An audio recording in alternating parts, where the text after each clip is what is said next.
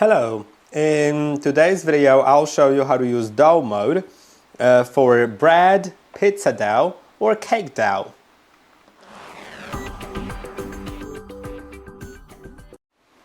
On your THERMOMIX TM6 you can use the dough mode which used to be called interval. What it does is it spins the blades, then stops and spins again and repeats that several times, which makes the dough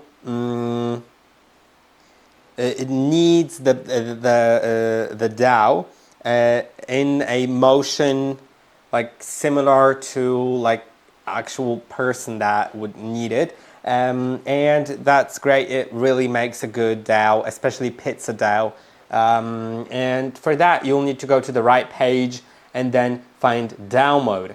Then you can set the time depending on what how big of a dough you want to make and what kind of dough.